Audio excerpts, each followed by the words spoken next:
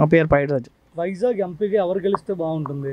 బొత్స ఝాన్సీ గారు గెలిస్తే బాగుంటుంది అనుకుంటున్నాం. ఎందుకంటే ఆమె కొత్త కదా ఇక్కడ.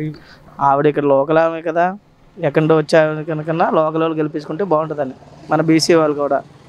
అందుకనేసి ఆవిడ గెలిస్తే బాగుంటుంది. ఈ భర్త వాళ్ళైతే వాళ్ళు కొన్ని సంస్థలకి అధినేతలు గీతా యూనివర్సిటీ అలాంటివన్నీ ఆక్రమణ చేసి కట్టుకున్నారు. ఈమె బాగుంటుంది, లోకల్గా మాకు ఏమైనా మంచి పనులు చేస్తారని మేము అనుకుంటున్నాం. అంటే పక్క విజయనగరం జిల్లాకు సంబంధించిన వ్యక్తి కదా ఆమె ఇక్కడే కదా లోకల్. ఇక్కడ ఆమె అయితే లోకల్గానే కదా, ఆమె ఇక్కడే చదువుకున్నారు వైజాగ్లో. ఆమె ఒక లాయరు, ఆమె చేస్తారని మా నమ్మకం ఉంది. బొత్స వాళ్ళు కొద్దిగా వాళ్ళ రిలేటివ్ వాళ్ళందరూ కూడా మా లోకల్ వాళ్ళే, వాళ్ళ ద్వారా కూడా మేము పనులు చేయించుకోవచ్చు అని మేము అనుకుంటున్నాం. ఆమె ఎంపీగా గెలిస్తే విశాఖను ఐటీ హబ్గా మారుస్తానని చెప్తున్నారు.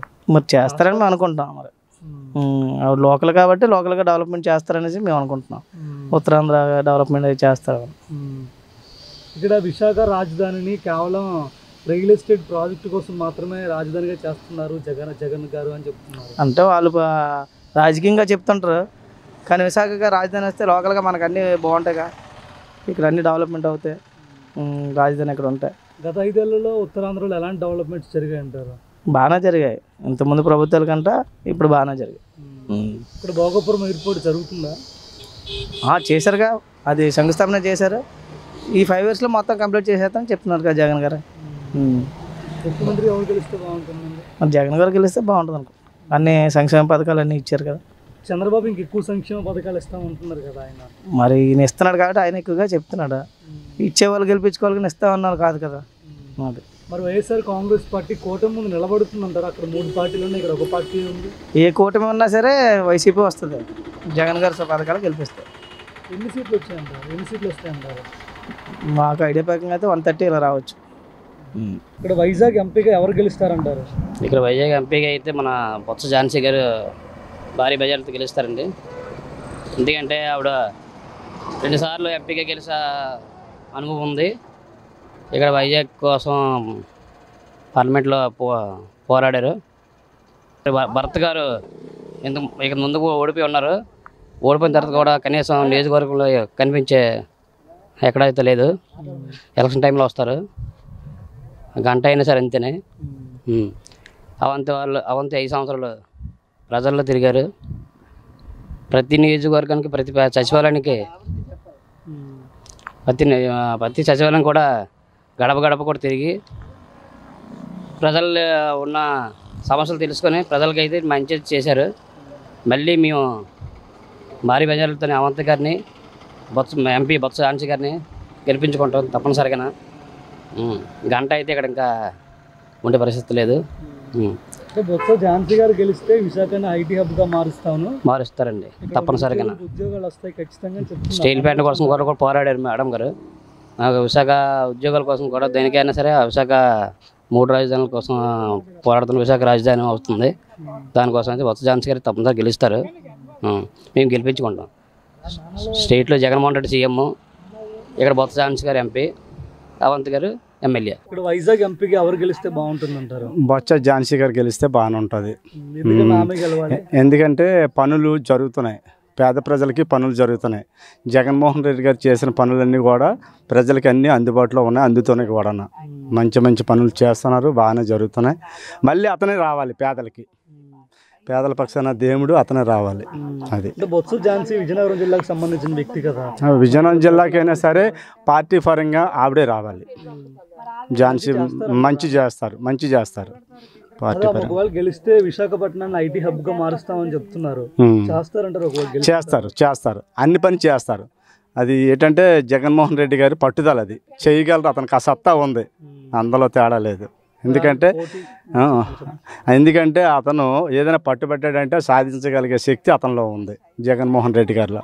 వీళ్ళందరిలాగా మాటలు చెప్పి అవసరానికి ఓడుకొని వదిలేసే మనిషి కాదు. అది బాగా నమ్మకం, పేద ప్రజలకే కాదు అందరికీ కూడా అన్ని సౌకర్యాలు జరుగుతున్నాయి. ఎవరు ఏమనుకున్నా అవన్నీ కూడా మామూలుగా ఉంటాయి. చేసేవాళ్ళు అంటారు, చేయని వాళ్ళు ఎవరు ఏమనరు. చేసేవాళ్ళు ఎంతోమంది ఎన్నో రకాలుగా విమర్శిస్తారు. అతను చేసుకెళ్తున్నారు, అతను దేనికి వెనకడికి వేయలేదు, పని చేసుకెళ్తున్నారు. అది ఆ నమ్మకం మాకు ఉంది.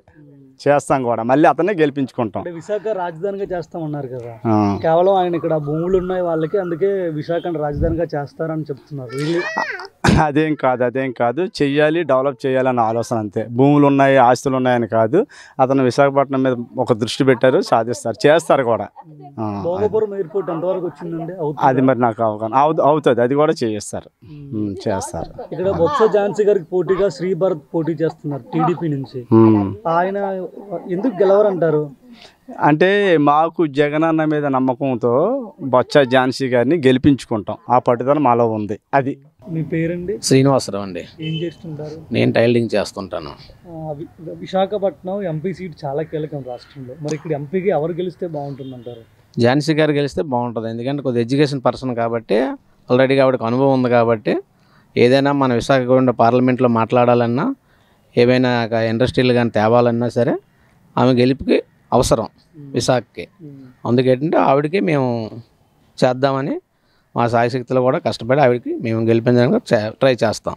అంటే మా పక్క జిల్లాకు సంబంధించిన వ్యక్తి కదా, విశాఖ ప్రజలు ఆదరించే అవకాశం ఉంటుందా మరి? ఆవిడ ఇక్కడ విశాఖ, విజయనగరం, శ్రీకాకుళం 3 కూడా రిలేషన్ ఆవిడకి. ఇక్కడ కూడా వాళ్ళ తాలూకుల చుట్టాలు గట్ట మొత్తం అంతా ఫ్యామిలీ అంతా ఈ నియోజకవర్గంలో ఉంది, భీమిలి నియోజకవర్గంలో. రెండోది గాజువాకలో ఆవిడ సొంతగా ఇది పుట్టి పెరగడం కాబట్టి ఆవిడని ఆదరిస్తారు విశాఖ జిల్లా ప్రజలు. ఆ నమ్మకం మాకుంది. అంటే ఆమె ఎన్నికల ప్రచారంలో చెప్తుందా, నేను గెలిస్తే విశాఖని ఇంకా డెవలప్ చేస్తాను, ఐటీ హబ్గా మార్చి నిరుద్యోగులకు ఉద్యోగాలు ఇస్తానని ప్రధానంగా చెప్తున్నారు. చేస్తుంది ఆవిడ. ఎందుకంటే ఆవిడ తెలివైన ఆవిడే. ఎడ్యుకేషన్గా కూడా రాజకీయ అనుభవం ఉన్న గతసారి 3 సార్లు 2 సార్లు ఎంపీగా చేశారు కాబట్టి, వాళ్ళది పొలిటికల్ ఫ్యామిలీ కాబట్టి ఆవిడకి అవగాహన ఉంటుంది కాబట్టి ఆవిడ చేసే దమ్ము ఆవిడకు ఉంది. మరోవైపు విద్యావేత్త శ్రీభరత్ కూడా ఇక్కడ పోటీగా ఉన్నారు. అవును. సో ఆయన కూడా రాజకీయాల్లో ఉన్నారు, మరి ఆయన కలవడానికి ఛాన్స్ లేదంటారా? అనుభవం తక్కువ ఆయనకి, ఆయన రాజకీయంగానా. కాకపోతే ఏంటంటే పార్టీ పరంగా వాళ్ళు కూటమిగా వస్తున్నారు తప్ప మామూలుగా అయితే ఈయన్ని ఎదిరించే దమ్ము అయితే వాళ్ళకి చాలదు. ఆయన ఇక్కడే రాజకీయాల్లో ఉన్నారు కదా గత 5 ఏళ్లలో. ఆయన విశాఖపట్నంలో ఉంటారు. వాళ్ళకి ఇక్కడ ఉంటే కాలేజీలో ఉండొచ్చు కానీ ఆయన ఉండేది హైదరాబాద్లో ఉంటారు ఎక్కువ.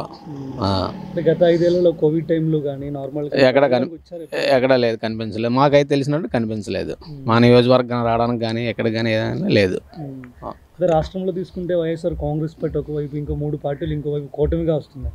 ఎలా ఉండబోతున్న ఎన్నికలు? ఏదైనా సరే జగన్మోహన్ రెడ్డి గారు గవర్నమెంట్ ఫామ్ చేస్తారు, దాంట్లో ఏ సందేహం లేదు. ఎన్ని సీట్లు వస్తాయంటారు? 100 దాటుతాయి, 100 సీట్లు దాటుతాయి. అది